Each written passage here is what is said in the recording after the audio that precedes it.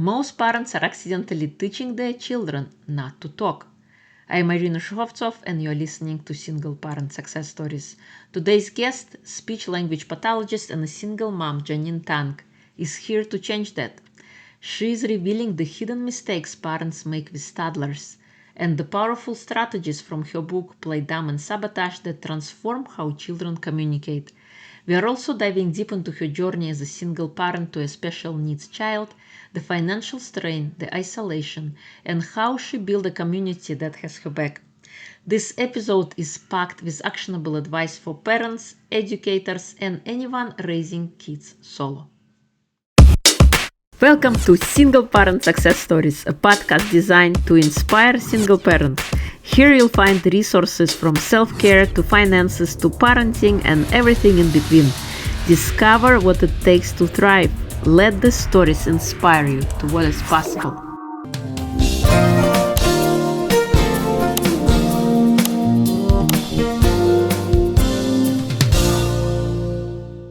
Before we start the next conversation, I want to invite you to check out my amazing book, The Gift Inside, a powerful guide for healing your body, mind, and soul.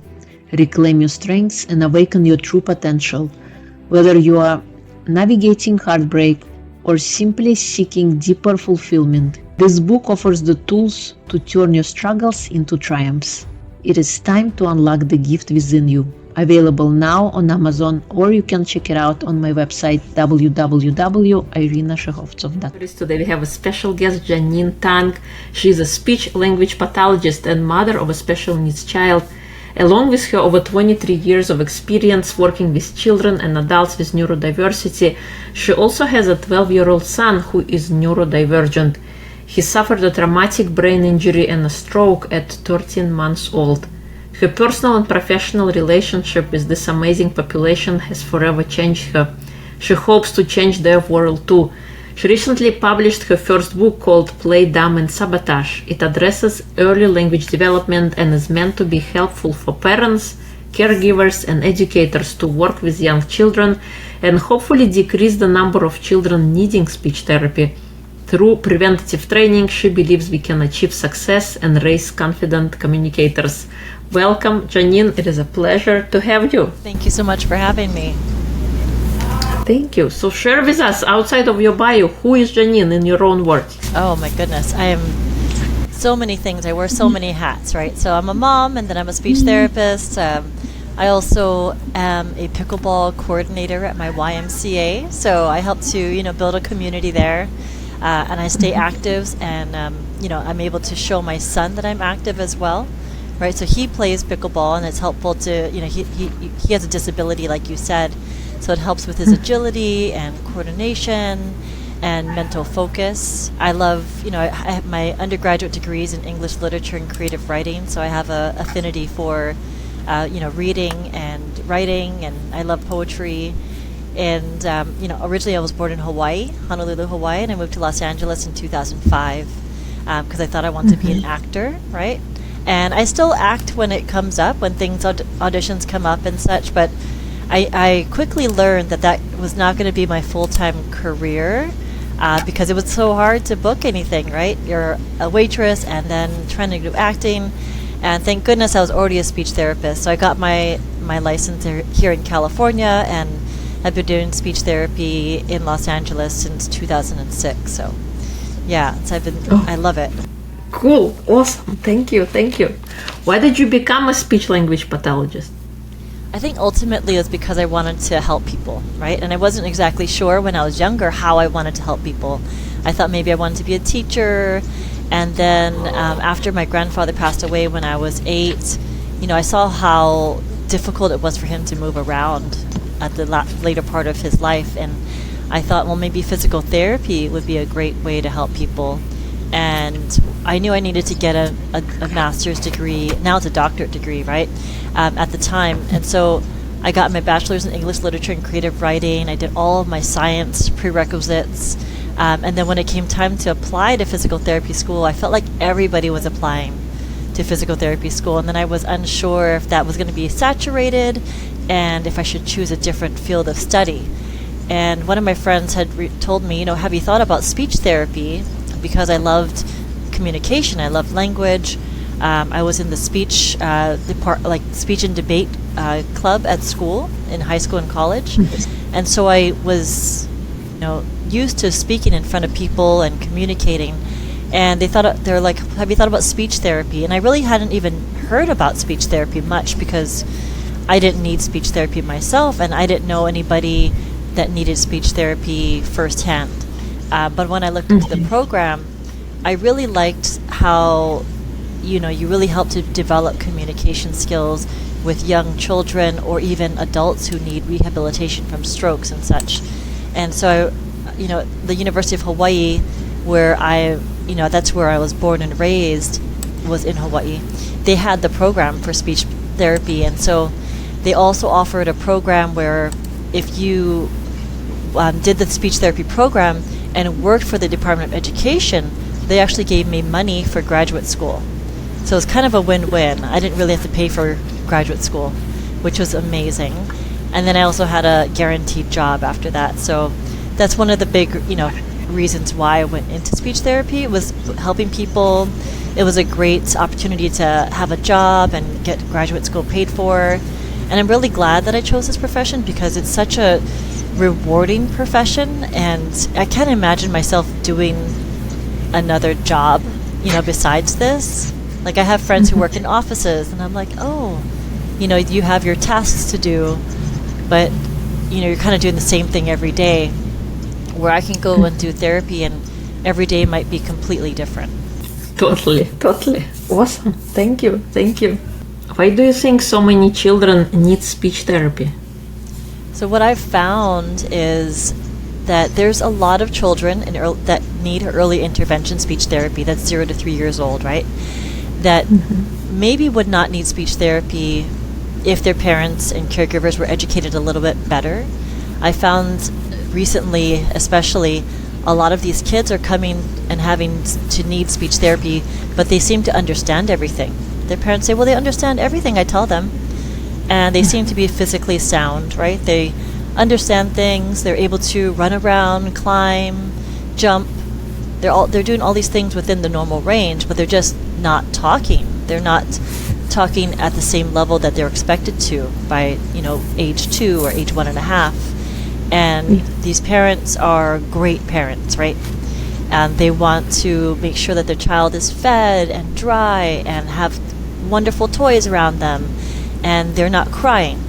And so these parents are, in actuality, they're over anticipating the child's needs a lot of times, and they are meeting the needs and wants of these kids before the kids even are able to realize that they need or want anything. So they're kind of taking away that opportunity for the child to naturally learn to indicate that they have a need or want.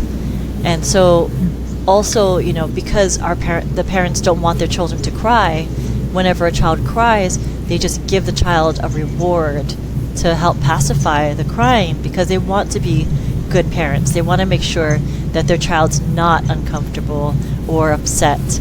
But by doing that, they're actually taking away those opportunities for natural communication to happen and develop. So I feel like there are so many kids that need speech therapy now that if we could just educate people a little bit better and earlier on, think of it as like preventative speech therapy, right? Like we do preventative health care and we do all kinds of things like that, but we don't really learn about how to play with our child, how to interact with our child, what's the best way to introduce vocabulary, right? What's the best way to learn from receptive language, which is understanding, and then take that into expressive language, which is vocalization and talking or signing or whatever that expressive communication might be. Yeah. So how can parents, can you give us one example of how can they better, let's say, start introducing vocabulary to their kids? What's the better way? Yeah, I think a great way is offering choices, right? So one of the ideas that I help parents understand is that you don't want to ask a yes/no question unless you're ready to honor the no. So if you're asking, a kid, "Oh, are you ready to clean up?" Are you ready to go to bed? Are you ready to do your work? And they say no, right? Then that's like, okay, well, you're going to do it anyway. And then the child's like, well, I just said no. Or I indicated no. And like, I didn't want that. Or they might say, oh, what do you want to eat? Do you want an apple? And the kid says no. Do you want a banana? No. Do you want crackers? No. And then you go down this rabbit hole pulling everything out of the pantry, out of the fridge. Do you want this? Do you want that? And, if you offer choices like, oh, it's time to have a snack. Do you want a cookie or a cracker? And you hold things about shoulder width apart, right? Or it's time to get dressed. Do you want to wear the blue shirt or the green shirt, right? So if you hold things about shoulder width apart and give the vocabulary as you're introducing the item, they're hearing what the vocabulary is. They're seeing what that item is. And then even if they can't talk, they'll look at one of them, right? They'll look at one item typically, and then you can fill in the blank, right? So even if a child can't speak, but they look at the blue shirt, you say, oh yeah, let's wear blue. I love blue. Blue's the color of the sky. Or, blue. I love blueberries, whatever it is. So you can introduce vocabulary, offer them choices, and then it also lets a child know that I am participating in making a choice. And I have some power, right? I have some autonomy. I'm not just being told what to do, or things aren't just happening to me. I can actually interact and make a decision that will impact this interaction. So that's one of the great ways, is how offering choices. Oh, totally. So give two choices that you're comfortable with. Yeah, right? So instead of the no. Yeah, even now, like my son is 12, right? So I'll be like, hey, your nails are getting long. Do you want to cut them tonight or tomorrow night? Right? We're still going to cut them, but you can decide. When do you want to cut them? Right? So, but when he makes a decision, he feels like, well, I made that decision and I'm in control. When in actuality, you're just kind of shaping their answer to whatever you want. The behavior is still the same. We're still going to cut your nails, but you can decide. Do you want to do it today or tomorrow? Totally. I love that. Now shift gears a little bit. You are a single mom, you said yourself, right? Yes. Single mom. Never been married to my son's father. We dated seriously from 2005 to 2009. We broke up, as many people do. We started dating casually about a year later, and he has a son who's 16 years older than our son. And I was about 35 at the time, and I was like, well, I didn't think I needed to have a child up to that point. I had two nieces who are lovely. One just graduated college now, and one is, in the middle of college. So I was very happy being an auntie, and I wasn't sure if I needed to have a child. But, when you're 35, mid-30s, late 30s, you're like, the time is ticking. You're like, I don't know, do I need to have a child? And I'm like, well, if I have a child, I think I'd like to have it with you. Maybe, we'll see. And of course we have a child. But then it didn't work out as far as like we weren't together, and we didn't get married. And we are still really good friends. We're good co-parents for the most part. We're two different people, so we parent in different ways. But when it comes down to it, we still have the same goal for our son.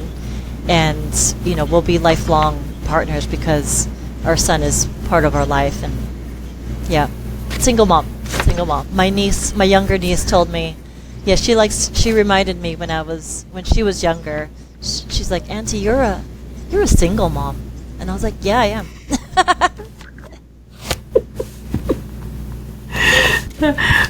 What are some of the challenges you faced being a single mom? Yeah, some of the challenges I face, my son's dad works in the movie industry, so he's gone half of the year, right? He's out of town working on a project most of the time.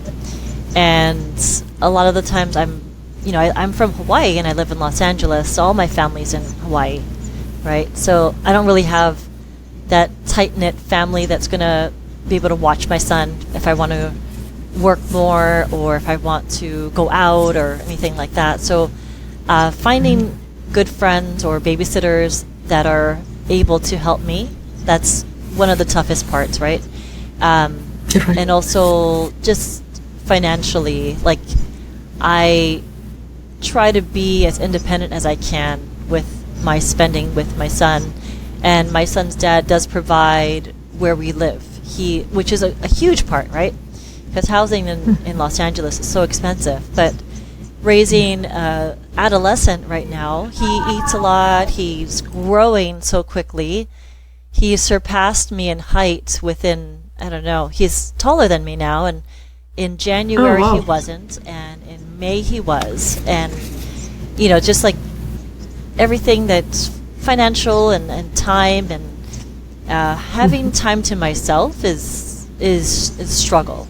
Right, I love my son dearly, but sometimes I'm like, I really want to sleep in, or I really want to go to the spa, or I really want to go and, go play pickleball with my friends. And that now that he's older, he's comfortable staying home for an hour or two by himself, which is great. He's independent. Before, he would never want me to leave the house. He's like, no, you have to stay with me, which is understandable. He has special needs and he's a special kid. But so this new adolescent age is getting a little bit easier because he is more independent and willing to do things on his own. But at the same time, he is a child with a disability, and he does have a seizure disorder. And so we need to be really careful, to make sure that we're monitoring him and making sure that he is taken care of. Yeah, totally. What I call it? What are tools or techniques you use to, to raise yourself out of the struggle? What is helping you along your journey? Definitely community, like finding a good group of friends who are, who are very supportive of me and who are also very familiar with my son, right? So for a long time, I would bring my son to the YMCA and he would be there during our pickleball sessions. He would play sometimes. So all of my friends that are in my pickleball community, they all know him. So I think that's really helpful to have a community of people who understand the struggles that I go through and who are supportive and are familiar with my son. So if I do have him with me, they are all helping me watch him. You know what I'm saying? They all have my back. So having a community that will have my back is really important.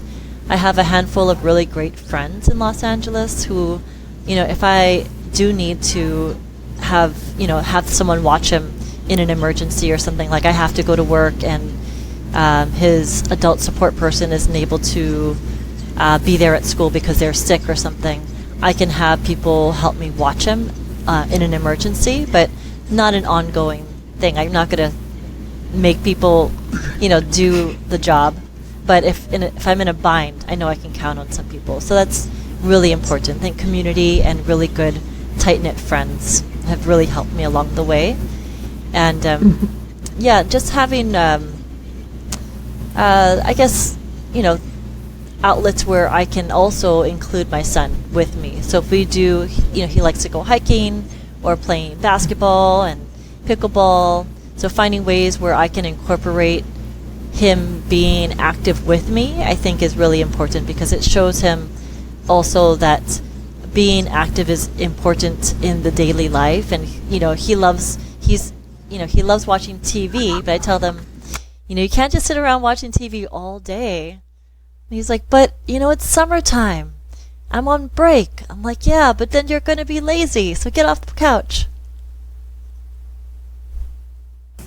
Totally. Same thing over here. Was there any book that inspired your journey or any book that you can recommend that was transformational in your life? Yeah, I would say one of the books that I love in personal development is The Compound Effect by Darren Hardy. It's a really simple book to read, but the idea of it is that whatever you do compounds itself, right? It's a habit, a behavior. So if you sit on the couch one day and do nothing, it probably won't impact your life too much. But if you do that every day for a year, it's going to really impact your health. It's going to impact your energy. It's going to impact how productive you are in life, right? But if you exercise for 30 minutes for one day, it's not going to do so much. But if you do that for every day for a year, that's going to really impact your health, your productivity, your energy. So it's everything, that idea of if I do a little bit today and I keep doing a little bit of that every day, the progress I see within a year, within 3 months, or whatever it is going to be so much greater. So it's like taking these tiny little steps to make huge gains. And I have to remind myself, I'm trying to build this online course based on my book. And sometimes it seems really overwhelming. But I know if I can just do a little bit each day, then I can get it done, right? It was the same with writing the book, because, when you think about, I'm going to write a book, and I'm like, then you get like paralyzed. You're like, I don't know where to start. And then you think, okay, well, if I just write down the outline today, that'll be fine. And then the next day you write set your timer for 10 minutes and you write a little bit there. And if you do that every day, before you know it, the book is pretty much done. But if you put it off every day, then you're that much further away from getting your project done. And it's a whole, behavior and compounding effect on your daily life. Totally. I love compound effect. I've read it as well. And another great one kind of with a similar idea is called The Slight Edge by Jeff Olson. Yes, that's also a really good one. Yeah. Incremental, like you do a little bit 1 degree today, and a year later you're 356 degrees better than when you started. Absolutely. So what is one non-negotiable for you? What have you been doing to create the compound effect in your life? Oh, okay. There's so many, right?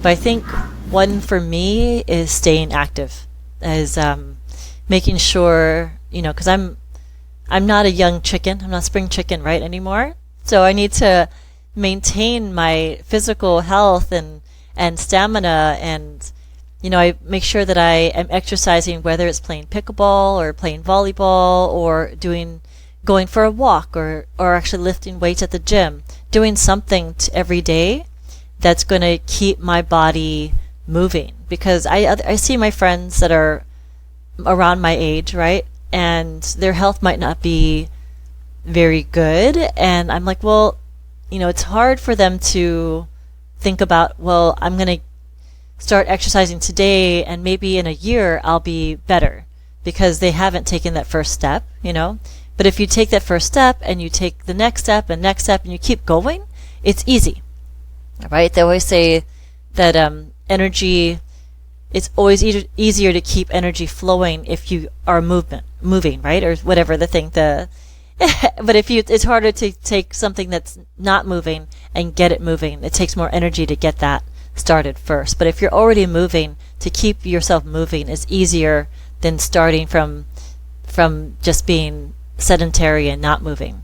So I think that's one huge non-negotiable for me. It's like I cannot allow myself to not be physically active, because I think that's one of the biggest things I can control, besides what you put in your body, right? How you're eating and everything. I'm not saying that I don't snack. I do snack every now and then, but for the most part, everything is healthy going in, and making sure that I can set a good example for my son, because I want to make sure that he stays active, especially with his disability. He's growing so quickly. His legs are longer than mine, and I'm like, we need to build those muscles. Otherwise, you look like a giraffe with these long legs. And I'm like, you got to be able to hold yourself up and be sturdy, rather than, he thinks I can still hold him up if he tries to tackle me, and I have to brace myself because he's taller than me now, and soon I'm going to be knocked over. I don't think they realize that. My son, he's 10, and I guess he's up to my shoulder, but he's like climbing on me, like as if he was still young. Exactly. Soon I might break. You jump on me, and I might break. Exactly. Cool. What do you think is the most important trait to instill in a child? I would say kindness. Because it's so important for someone to be kind to other people, right? I think one of the best lessons that we can follow is the golden rule, right? Treat others as you want to be treated. So if you are kind to people, other people will be kind to you, right? If you're rude to people, people might be rude to you, right? You don't want to be a bully because people will bully you. But if you're kind, I think that goes a long way, because it really shows your heart, right? And if you have a kind heart, I think you'll go further in this world than if you have an angry heart, or you have resentment in yourself. So even though my past has not been smooth, from childhood to now, I think being kind and helpful, I think, is really important, and I would love for my son to be able to maintain that, which I think he does. He's so sweet. One of the things I would ask him when he was growing up was, how'd you sleep? When he wakes up in the morning, how'd you sleep? And so it was so cute when he would meet my friends, or we would get together with some of my friends, and he would ask them, so how'd you sleep? And they were like, oh, no one's ever asked me how I slept. They were taken aback, because who asks somebody how they sleep, in a regular conversation? But it's something that he was asked quite a bit, and so he just figured that's part of the conversation, and people really felt that, oh, that came from a place of love, rather than like, oh, how are you doing today? Oh yeah, that's great. Okay, great. Because we have so many conversations where it's very surface, right? So, how are you doing, Irina? Oh, great. Oh yeah, great. Have a good day. And we didn't really hear what it is, But if I said, hey, how did you sleep last night? Then you're like, oh, wait, I think she really wants to know about me, right? Yeah, I noticed that, Heiko, when I came from another country. There, when somebody asks how you're doing, they tell you the whole life story, how they're really, really doing. And here it's like, oh, how you doing? I'm okay, fine. Yeah, it's very... Nobody actually cares. No one cares. I know. If someone were to say, oh, I'm having a really bad day, it's like, oh, I don't really have time to listen to your bad day. I have to go. I just meant it as like a very, very social surface. Yes. Yeah, it's just a little hi bye. Yes. Totally. What is your superpower if you had to pick one? I think my superpower is the ability to empathize with other parents, especially in the realm of speech therapy. When I was early on as a speech therapist, I didn't have a child yet, right? So I saw the world in a very specific way. I approached therapy in a specific way. Even parent education was from one-sided. It's my perspective, right? I think life is really impacted your life is really impacted by your point of view. So if your point of view is only from one side, you're very limited, right? If you don't have the flexibility of thinking. And I would give anything for my son not to be disabled, but he is disabled, and that allowed me the ability to then approach therapy from the perspective of a parent of a child with special needs. So now I feel like I can gain the rapport with parents because I have the empathy and understanding of being that parent as well. And so in a way, that's my superpower. Like, I have the ability to gain rapport with almost anybody. I feel like that's a really good skill to have. And it's taken me so much further because, even working with adults in the hospital, I was working at a hospital, and this father had a young adult son that had seizure disorder in the hospital, and I could just tell that the family was down, right?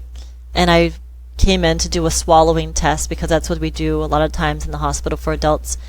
And I shared that my son has seizures as well. And that really I could just see the walls break down, with that father, because he knew that I understood what he was going through. So I think that my superpower is the ability to break down walls and build rapport and help people understand that I'm on their side, and I'm there as a supporter of them rather than someone who might judge them or have a one-sided view and criticize their parenting or way of raising their child. Totally. I love how he says it's like walls come down.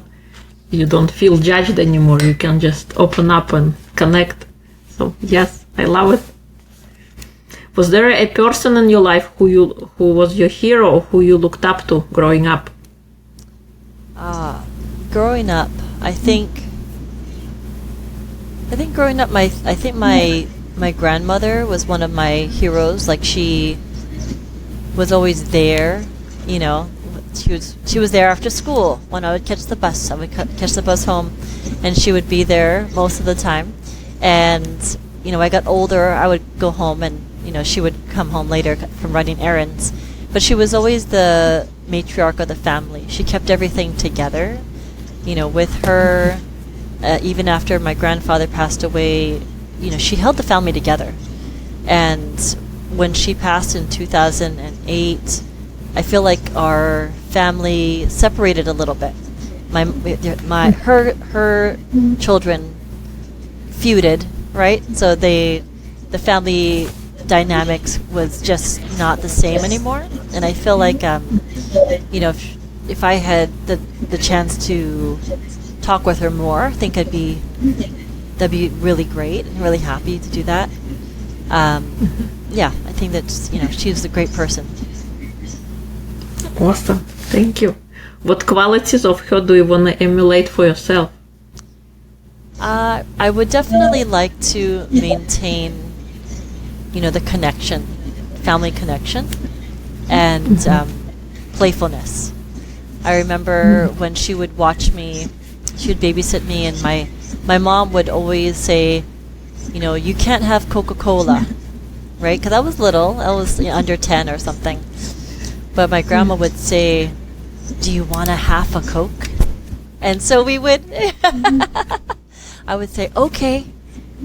So she knew that my mom didn't really want me to have Coca-Cola, even though my mom drank a lot of Coca-Cola. But my grandma, she would say, do you want a half a Coke? And so I was like, okay, great, let's do it. That was our little secret. And I told my mom when I was older, and she was like, she did what? So playfulness. She was always great with building that rapport, and she was always really fun. And I remember her telling me when I was moving away from Hawaii, she goes, if you see any crazy people, if they're coming towards you, act crazy. And so she would just be like, act really crazy, and they will just not bother you. I'm like, okay. So she learned to keep that playfulness throughout her life.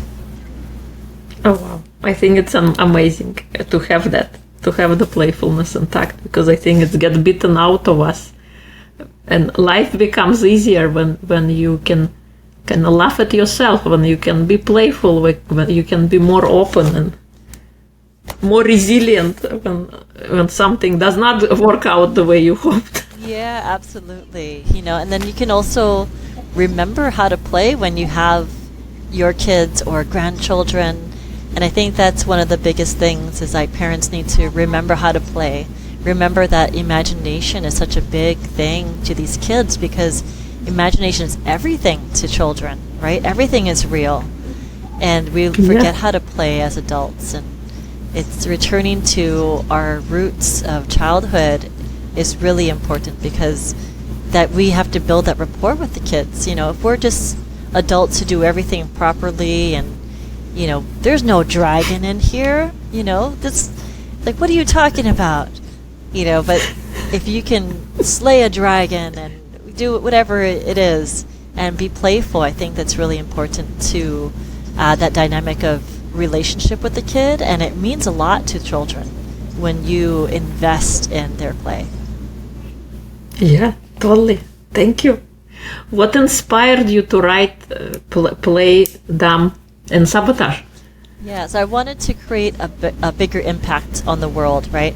I always had these ideas of if I could teach these parents and teachers these certain strategies, then it would really impact how we are able to approach language development.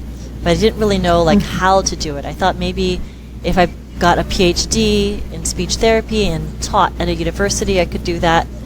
And I thought, well, if I do that, that's great. I would teach other students who are going to be speech therapists, and they could take that message and do what they want with it, right? But then I thought, well, I actually want to impact directly as possible the audience of parents and caregivers and other educators. So I can't be everywhere all at once, but I can put my knowledge into a book and have that be accessible to anybody through either a book or an audiobook or an ebook. And so I thought, well, I'm going to put all of my thoughts and strategies into a very conversational handbook and have that be my outreach to the world, right? So that's the main reason why I wanted to do that, because I really feel that if we can better educate people on how to work with children, how to introduce language, vocabulary, incorporate music with words, that'll help strengthen how we can have these kids learn how to say longer sentences, how to remember different lyrics to songs in order to have them be better communicators overall. And so that's my main reason for writing the book, is to create a greater impact and really change how we approach language. Oh, totally. I love it. Thank you. Do you want to share a little bit from your book? Absolutely. So, we talked about the choices, right? And honoring the no's and don't ask yes, no questions. And then I want to just touch a little bit on music and language, right? So we think about language being on the left side of the brain and music being on the right side of the brain. And when we think about like going back to high school, we can remember some of the songs that were popular at the time. And we can probably say a lot of the lyrics, right? And that's interesting because we probably can't say any of the words from our last speech that we might have given in college or recently a paper that we wrote, right? And the reason why is because when we put words along with music, it really helps to solidify what those words are, right? Have it be easier to remember. That's why nursery rhymes work so well, right? We can all remember Twinkle, Twinkle, Little Star, even though we might not have sang it for many, many years for some people, right? Or Mary Had a Little Lamb, or Itsy Bitsy Spider. Those things are permanently ingrained in our brain because we've heard it before, we've done it before, and we know what the words are that go to that melody. We can also change the words that are in those melodies to be anything else. So I might say like, I like pizza, yes I do, yes I do. I like pizza, how about you, how about you? And so kids are able to pick that up really easily, right? So you can learn new words and sentences based on having that be part of a melody that you're familiar with. And I think that's really something that a lot of preschool teachers know, a lot of them know, and that a lot of educators and parents still kind of would benefit from knowing, because we can actually help to increase that length of utterance, as we say. So how many words a child's able to string together, right? So they might not be able to say 3 words like I want pizza, but you might say I want pizza, and they might be able to copy that intonation. And that also helps with fluency. So a child might not be able to, a child who stutters might not be able to say like I want pizza, but they might be able to sing I want pizza. So those are great ways of incorporating language and also music. I love it. I think music gives us that emotional charge that we associate, and so it becomes easier to encode in our brain the word along the melody, and then it kind of encapsulates it into this one string. Yes, absolutely. Awesome. What was the best part of writing your book? I think the best part was getting the feedback, right? So the writing of the book was great. It was not easy, right? Because it's very trying. It's my first book that I wrote, but once the book was done and once I had people read it who I valued their opinion, right? So I had my mentor for speech therapy. When I graduated from speech therapy school, I had a mentor for the first 9 months because you have to be supervised for the first 9 months of your career. And my mentor read the book, and some of my colleagues that I worked with in Hawaii, they also read the book. And, you know, their opinion and feedback of every new speech therapist needs to read your book was so important to me because it was just validation, right? And then also when I have like my friends who have kids or old clients who I've worked with their children and they've read the book and they're like, I wish this book was out before we started speech therapy, or this book was really helpful to go along with the therapy that the strategies that you were teaching us. I'm going to give this book to my friend who's having a baby, you know, just to hear the feedback that people found it valuable. I think that was very validating to me because you can write something, but then you might never understand. You don't know how people are going to receive it. So I think the reception of the book was really important. I love it. Thank you. And I call it the age of, I guess, kids or parents that book is geared towards. Is this from a newborn up to a certain point, or it's for all kids? Yeah, I think you can. So ideally, for early intervention, I would love for people to be able to read it, you know, before they have their child, before the child's born, so they can kind of understand things, right?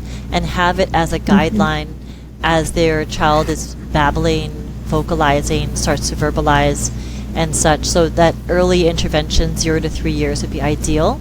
But the strategies, some of them are applicable throughout, you know, childhood development.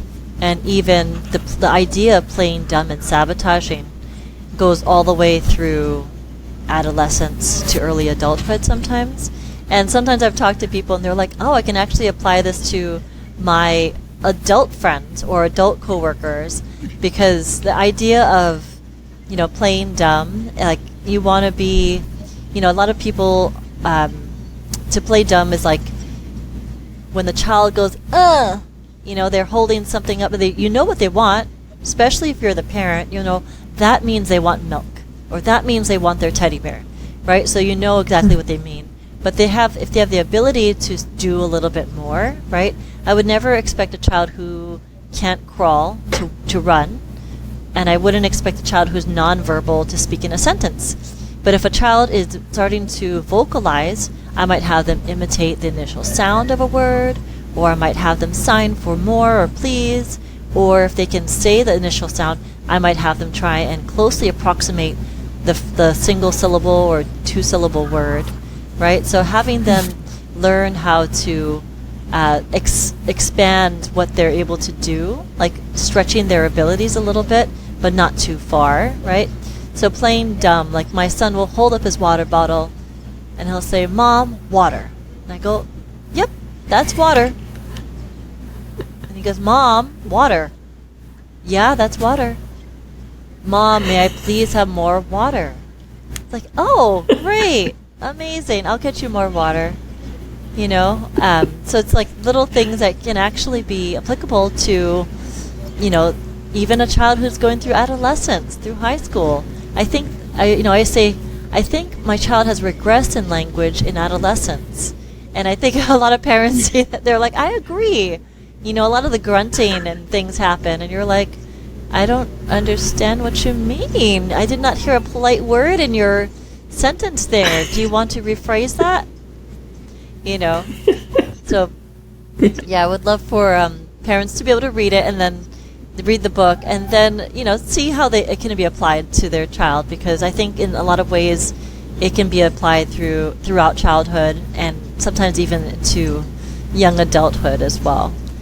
And one of the things I love to, to focus on is also asking absurd questions, right? So we have these kids who sometimes are shy, right, or don't want to participate. Sometimes I had a little girl who had gone to the farm for a field trip with their school, and the mom was like, "Oh, tell Miss Jeaneen about the farm."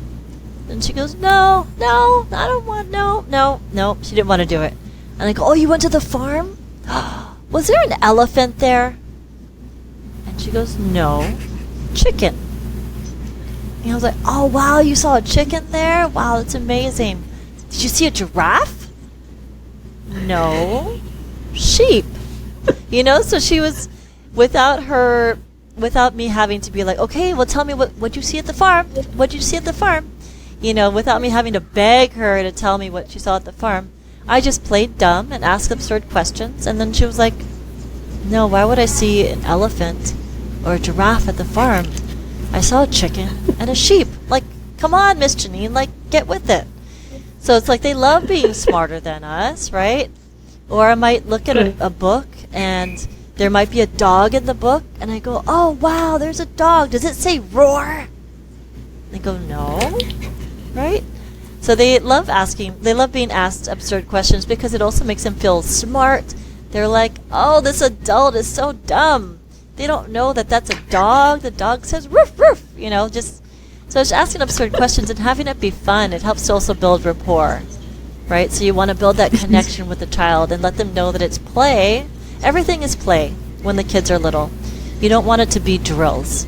And so by having it be play, it's just so much more fun, and you build that connection. And I work with some kids at a preschool, and the kids who don't get speech want to come to speech because they see that it's all about play. They're like, "Are you going to take me today?" And I go, "No, I'm not taking you today. You speak fine." But they want to go. They're so excited, and it also makes that child who does go to speech, that child feel special because I get to go with Miss Jeaneen, and you guys don't get to play, but I get to play. Yeah. Thank you. I love it. Is there anything I haven't asked that you would like to share? I think one thing I would love parents to know is that, it's never too early or too late to ask for help, right? It's never too early. Whenever you feel like there's something not quite right with your child, ask for help. Whether it's from the speech therapist, a teacher, a doctor. Don't feel embarrassed or feel like people are going to criticize you as a parent because you don't know everything, right? You don't know everything, and you don't know what you don't know until you find out what the answer is. And I feel like a lot of parents are hesitant about reaching out for help because they feel that it's going to be, it's going to be a cut to their ego. They're going to feel like, "Oh, I'm a bad parent," or that people are going to criticize me, right? When in actuality, people want to help you, and if you just reach out and let us know what you need help with, it's okay. And if you are told, sometimes we have to tell parents, your child is a little bit delayed in their language. We would like them to be evaluated for speech therapy. Parents get defensive a lot of times because they think that we're trying to criticize them, or that they feel that they're being judged as not a good parent. And it's no judgment at all. It's just helping that child and, be open to help, and know that the earlier you get your child help, the better. But, even if you are delaying the process, just getting help is important. So even if you're later down that road of getting help for your child, it's still just important to start and reaching out. And maybe nothing is wrong, right? Maybe they're just going to develop normally, but you want to make sure that you get that checked out and that we can help you in any way possible. Totally. I think there is a lot of stigma about, not doing a perfect job. Meanwhile, there are a gazillion books on parenting, but I think no amount of book you can read can prepare you for real life situation. And when the child comes, it's like learning on the job. Dealing with all the things and learning along the way. We are not perfect. We will make mistakes, and just learning from each experience and hopefully making a better decision next time. Yes, absolutely. I think it's all about learning from every decision, whether it's a good decision or a bad decision, right? Because it creates this opportunity to progress forward and be a better parent, and really who benefits is the child in the end, right? Yeah, totally. Yes. Thank you. If people would like to connect and learn more about you, where would they go? They can go to my website. It's playdumbandsabotage.com. And there they can join my email list. They can find out what events I'll be having. When I launch my online course, that'll be on there as well. The online course will also come with some weekly coaching calls, group coaching calls, which is exciting. That way I can help to build some strategy and community that way. And they can also connect with me on any of my social media through my website. There'll be links on there. And then grab a copy of my book. That'd be amazing. Oh, awesome. Thank you. Thank you so much. It's been a pleasure to have you. We'll include everything in episode notes. Thank you for the work that you are doing in bringing speech therapy, speech techniques to younger generations, younger kids, so that they can have a better life outcome. Thank you. Awesome. Thank you so much.